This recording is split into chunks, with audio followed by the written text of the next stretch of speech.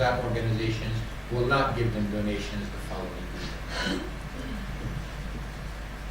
Now, in May 21st, 2010, demonstrations became bigger, much better people, much larger number of people started to gathering.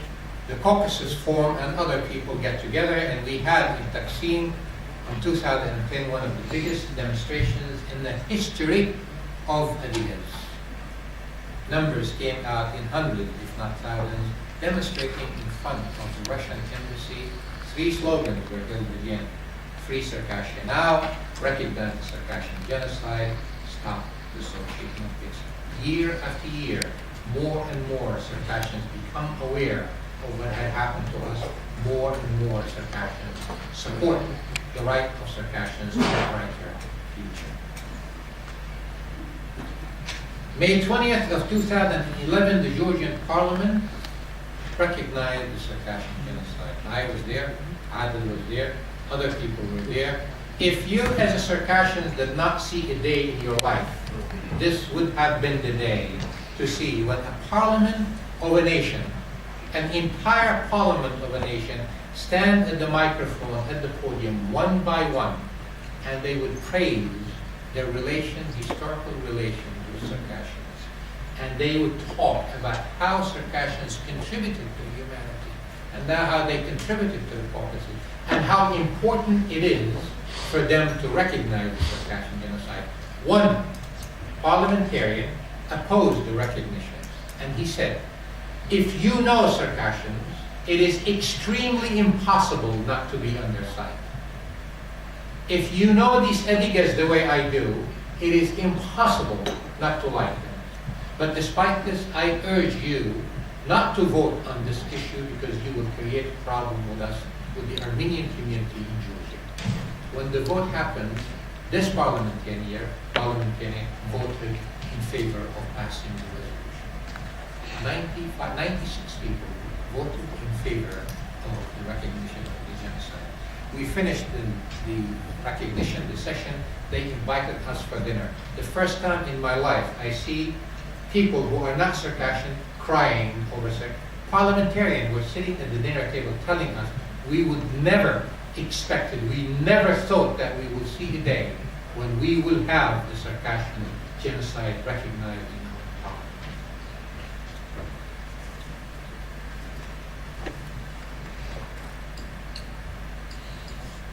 May 21st, 2011, the second day, demonstrations now held all over the world. The most significant one. Here's the people who tell you that if you do this, you will hurt our people in the Caucasus. Nalchik, the capital of Kabardino-Balkaria, people go on demonstration raising more than 1,000 Circassian flags. Not a single Russian flag is raised. One single Russian flag was not allowed to be raised. We are sitting in Tbilisi, we're getting calls from Nalchik. Can you send us a Georgian flag? So how are we going to send you a Georgian flag to Georgia and you have your demonstrations tomorrow? The guys in Nalchik, they would go and they would paint a Georgian flag and they will hold it in the streets of Nalchik in recognition and thanking the Georgian government and the people for recognizing one of the darkest days in our history, and that is the Circassian genocide. So this had been for me, one of the most significant days also in the future or in the history of Circassians as we talk about today. Now, in terms of the genocide, here we are today, Circassians in 2006 until now, we've done all these things. I mean, one nation with its parliament recognized our genocide. We were able to make presentation in different countries, Lithuania, Estonia, and we have the opportunity to do even in more countries, and we will get recognition, hopefully, sometime soon by other nations. So this would not be played as Georgia have done this for a political reason. Anyone in the world today can look at the Georgian recognized of the Circassian genocide motivated by politics, except us. For us, it's not politics. For us, it's a reality. Without this reality, we would not have been here to begin with. For somebody to come and tell us, yes, there was a genocide, they're telling us, all of you, Edigas, sitting here today in Brussels, you have suffered a genocide and we are going to recognize it. So for us, maybe the Georgian, it's politics, but I don't think it is.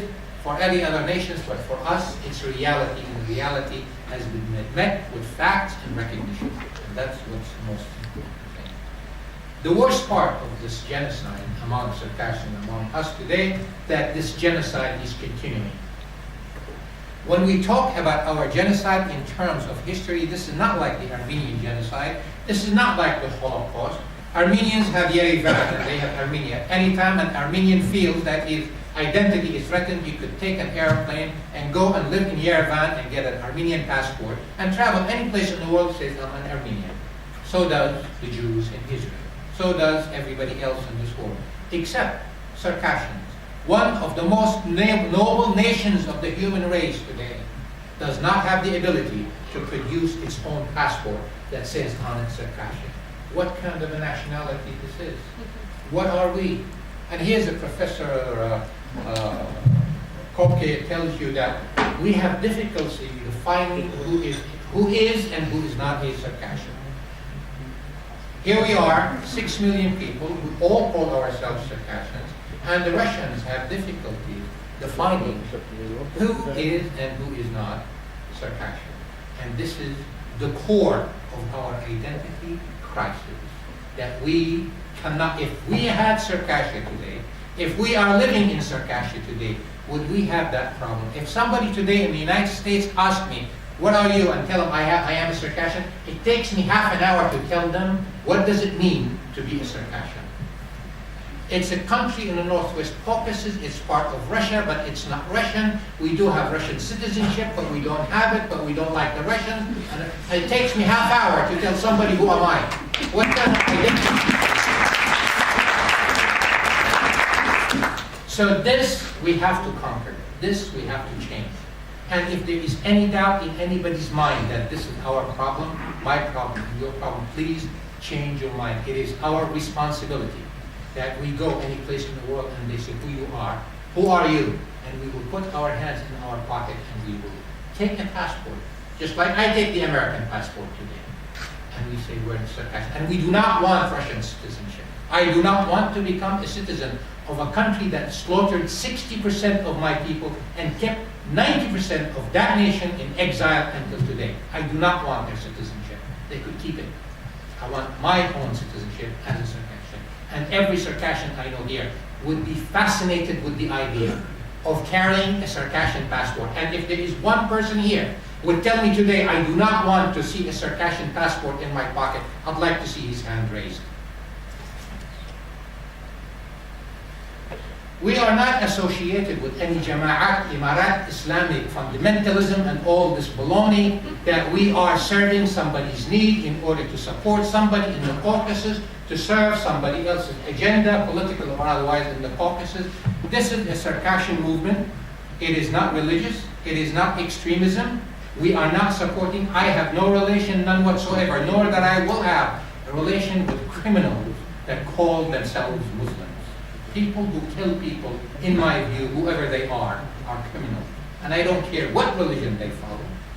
But terrorism is a crime, and Circassians will not support crime and criminals. I have been told that in Anatolia, when we were there, that I had met secretly with some Islamic fundamentalist group and coordinated with them. I would not give them a second of my time to sit down and talk to me. And if anyone talked to me, I would tell them, I will take a Circassian stand and nothing else. And this is the purpose of my all activism and my all awareness, and everyone associated with me.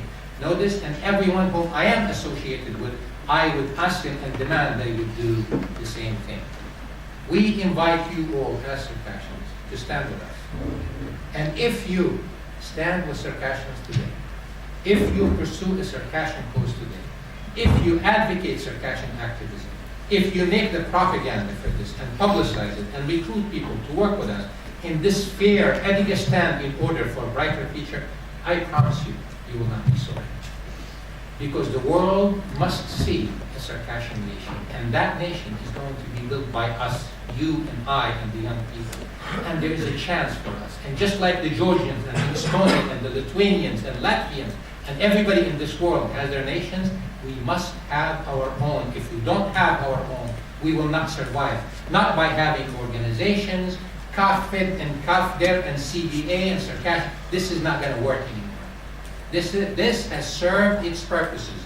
We preserved the qafa, the halifa, and the shipsu pasta for 147 years. We don't need to do it for another 147 years. We learned how to make shipsu pasta. I could make shipsu pasta. I don't need to learn this anymore. We need to learn something else.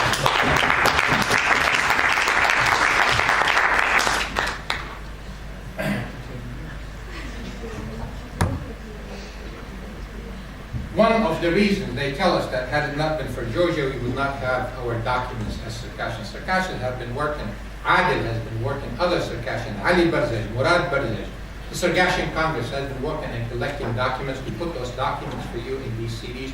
Please take some of them. Check the websites that we have. One of them is CircassianGenocide.com. The other one is CircassianGenocide.info. You will get a record. You will read stories about Circassians and the Circassian genocide. You will never imagine that a human can do to human what they have done to us. And we cannot forget that this was done in Sochi, and we cannot as Circassian, one single Circassian cannot accept the Olympics. The whole entire world can accept the Olympic Games to be held in Sochi, but we as Circassians, not a single one of us, can accept for the Russians to hold the Olympics there. This is the land where Adigas died. If we tell the Russian it's okay if you build a house for us in there, if you build a monument for us in there, if you recognize the genocide, it's okay to hold the genocide in the place where you killed our nation. What kind of logic is this? How would I allow someone who come to my house, stole my backyard, killed my family, buried them in the backyard, 10 years later, he asked me to hold a wedding for his daughter in the backyard over the grave of my father and my mother, if I get invited to the wedding? What kind of logic is this? How could we accept this under any circumstances? We have lived for 149 years, 47 years. Our nation was demised. As we lived in Turkey, in the Middle East, we built capitals. 2 Arab capitals were founded by Circassians. Turkish nationalists know that had it not been for Circassians, the whole entire Turkish probably future would have changed. We've contributed tremendously to the civilized world in every effort. We volunteered, we sacrificed, we served in armies and intelligence forces. We have done our part for every single people who hosted us. Now the time is for us to help each other, to help our nation and to build that future. And we have to become a little bit selfish in this. And we cannot become passive about this, and we have to voice our opinion. So, all this time, with all the people who respected us, and we have earned the respect and we distinguished ourselves in any country we went to, including the United States of America, if we accept today Russians to hold, they may have the Sochi Olympics in Sochi, but we cannot accept this. If we do accept this, then we really have lost the war with the Russians. And now we really have lost our integrity, and now we really have lost our honor as Circassians, the one that everyone in the world respected us for. So please be very careful. We cannot accept the Sochi Olympics to be held in the land where Circassians were slaughtered. And this is extremely important. Georgia, people tell me why Georgia, and I'm going to conclude on this, and I'm going to tell you. We Circassians, I go to the Adi Casa in Istanbul, I go to the Adi Casa in Amman, Jordan, I go to the United States, we sit down, and what group of Circassians sit down, every other word is Kafkas, Kafkas, Kafkas, Kafkas. We talk about this all the time, everybody knows this. You go to Georgia, you sit down among the Georgians, you will not understand Georgian language, but every other Georgian word, they say Kafkas too. They do have the same culture we have. They do have a very similar culture to Abkhazia. We do share with them many, many aspects of life, whether it's hospitality, generosity, or anything, and we are similar in our culture to them. And we do feel very close to them. And when we went to their country, they welcomed and they received us with open arms, and they have fulfilled every single promise they made to us. So do I trust them? Yes, I do. Has history been changed? Of course, nation changed. The United States dropped a bomb in Japan and Nagasaki killed 250,000 people. Today you stand in the United States of America on the street in New York City. You count 20